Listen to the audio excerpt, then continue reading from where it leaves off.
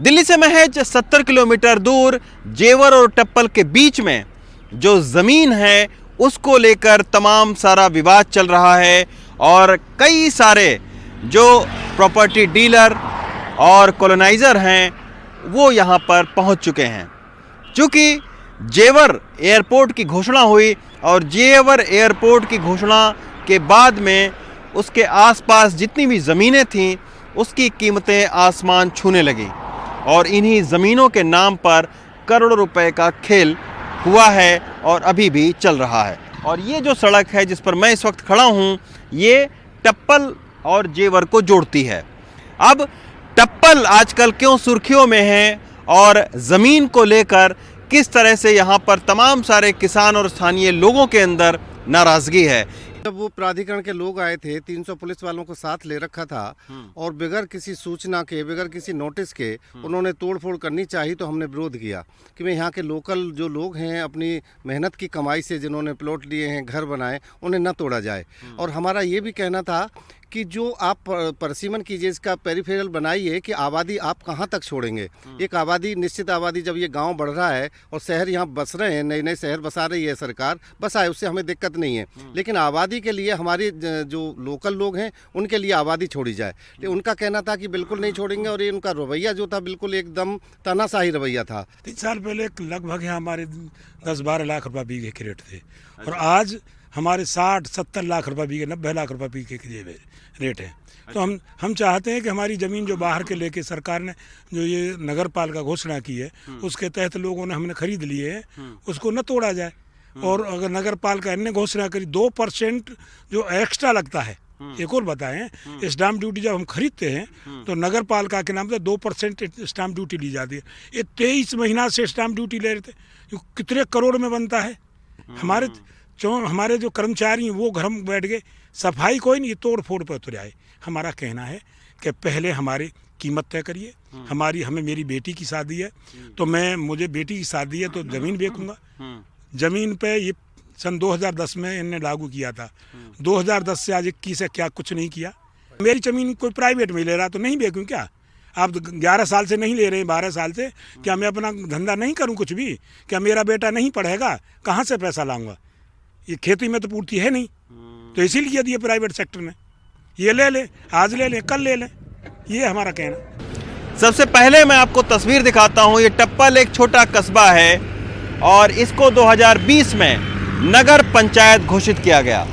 ये आप देख सकते हैं, ये टप्पल में और जेवर में इस तरह के तमाम सारे बोर्ड आपको जगह जगह लगे दिखेंगे जिसमें यमुना एक्सप्रेसवे औद्योगिक विकास प्राधिकरण की यहाँ पर चेतावनी लगी हुई है और इसमें यह लिखा गया है कि इस जगह पर जमीन बेचना, लेना या खरीद कर घर बनाना अवैध है, क्योंकि इस जगह की जो ज़मीन है वो केवल जो है वो यमुना एक्सप्रेसवे औद्योगिक विकास प्राधिकरण ही बेच सकती है, क्योंकि ये उसके नक्शे में आ चुका है। यहाँ पर चूँकि जेवर एयरपोर्ट बन रहा है तो उसके चलते जो उसके आसपास की ज़मीन है उसका अधिग्रहण एक तरह से कर लिया गया है, या अगर नहीं हुई है तो चरणबद्ध तरीके से होगी। लेकिन उसके बावजूद यहाँ पर लाखों करोड़ों रुपए खर्च करके बड़े बड़े नौकरशाह नेताओं और जो रसूखदार लोग हैं उन्होंने क्यों यहाँ पर ज़मीन खरीदी है। और अभी भी आप देख सकते हैं कि इसके एक बानगी में आपको दिखाऊं कि किस तरीके से यहाँ पर ऐसे बोर्ड लगे होने के बावजूद प्लाटिंग चल रही है। ये देखिए, ये सुनसान इलाका है ये पूरा, यहाँ से 3-4 किलोमीटर तक कोई आबादी नहीं है, लेकिन उसके बावजूद आप देखिए ये पक्की सड़क बनी हुई है और ये पक्की ही सड़क नहीं बनी हुई है। ये आप देखिए, ये स्ट्रीट लाइट लगी हुई है और इस तरीके की तमाम सारी स्ट्रीट लाइट यहाँ पर लगी हुई है और बाकायदा प्लॉटिंग होकर, और जिन जिन लोगों ने यहाँ पर प्लॉट खरीदे हैं वो आप देखिए, वो निवेशक भी हैं, नेता भी हैं, नौकरशाह भी हैं, वो आम लोग भी हैं जिन्होंने अपनी मेहनत की कमाई इसमें लगाई है ताकि जेवर एयरपोर्ट बनने के बाद उनकी जो ज़मीनें हैं उसके दाम बढ़ सकें। लेकिन अब यहाँ पर चूँकि 2 साल से लगातार कॉलोनियाँ यहाँ पर और ज़मीनों का ख़रीद फ़रोख्त बड़े पैमाने पर हो रहा है, प्लॉटिंग हो रही है।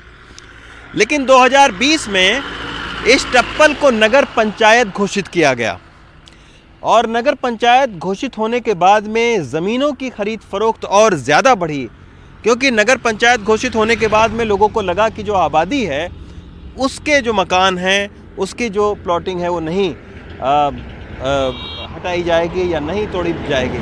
ये आप देखिए एक दूसरा बोर्ड भी लगा हुआ है, ये लगा हुआ है नगर पंचायत टप्पल का, जिसमें ये कहा गया है कि कोई भी व्यक्ति जो है वो यहाँ पर आवासीय भवन, कॉलोनी या दूसरी चीज़ों का निर्माण न करे, वरना उसको ध्वस्त किया जाएगा। लेकिन उसके बावजूद जो है वो जो ज़मीन यहाँ पर करीब 1.5-2 साल पहले 15 से 16 लाख रुपए बीघे थे, वो आज की तारीख में इन्हीं प्राइवेट कॉलोनाइज़र के चलते और जो लोग निवेशक हैं दूसरी जगह के, उनके यहाँ आने के चलते उसी ज़मीन की कीमत 1.5 साल के बाद में मैं आपको बताऊं कि 60 से 70 लाख रुपए बीघे हो चुकी है।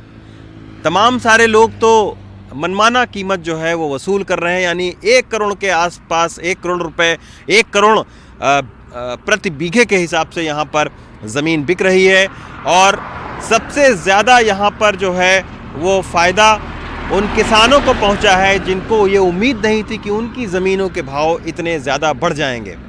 किसानों से ये ज़मीनें जो है वो लेकर, और जो निवेशक हैं उन्होंने ये सोचा हुआ है, अभी तक जो बड़े बड़े रसूखदार लोग हैं उन्होंने ये सोचा है कि किसानों से ये ज़मीनें लेकर और जब ये एयरपोर्ट बन जाएगा तो यही ज़मीनें उनको जो है वो और ज़्यादा मुनाफा कमा कर देंगे।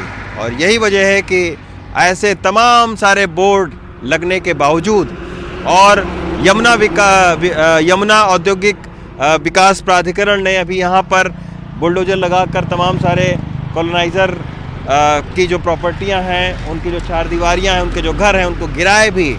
लेकिन उसके बावजूद अभी भी ये जो कॉलोनी और ये जो प्लॉट काटने का खेल है वो लगातार चल रहा है और बड़े बड़े प्रभावशाली लोग यहाँ पर ज़मीन ख़रीद चुके हैं। हालांकि यमुना एक्सप्रेसवे औद्योगिक विकास प्राधिकरण का साफ तौर पर ये कहना है कि यहाँ पर ज़मीन न खरीदें। अगर आपको ज़मीन लेनी है तो यमुना विकास प्राधिकरण की आधिकारिक वेबसाइट पर प्लॉट के लकी ड्रॉ निकलते हैं या प्लॉट के फॉर्म निकलते हैं, उनको भरकर और लकी ड्रॉ के ज़रिए ही जो है वो प्लॉट निकाले जाते हैं। तो उनमें अगर आप हैं, उनका फॉर्म भरा हुआ है, तो उसी के ज़रिए आप ले सकते हैं। कहने का मतलब ये है कि आप केवल यमुना एक्सप्रेसवे औद्योगिक विकास प्राधिकरण के ज़रिए ही इन जगहों पर आप प्लॉट या कोई दूसरी प्रॉपर्टी खरीद सकते हैं। किसी प्राइवेट बिल्डर से अगर आप ख़रीदा तो आपके लिए यहाँ पर मुश्किलें खड़ी हो सकती हैं। लेकिन उसके बावजूद लोगों को लगता है कि ये कायदे कानून तो बनते रहते हैं, बाद में जब रसूखदार और प्रभावशाली लोग इस खेल में शामिल होते हैं तो अपने हिसाब से नियमों और कायदे कानूनों को बदलवा देते हैं या बदल देते हैं खुद ही। तो लोगों को भी उम्मीद है कि शायद हो सकता है कि यहाँ जो ज़मीन खरीदी है उस पर आज नहीं तो कल कुछ नियम में ढील हो और यही ज़मीन उनको और ज़्यादा मुनाफा कमा कर दे सकती है। टप्पल से रवीश रंजन शुक्ला, NDTV इंडिया।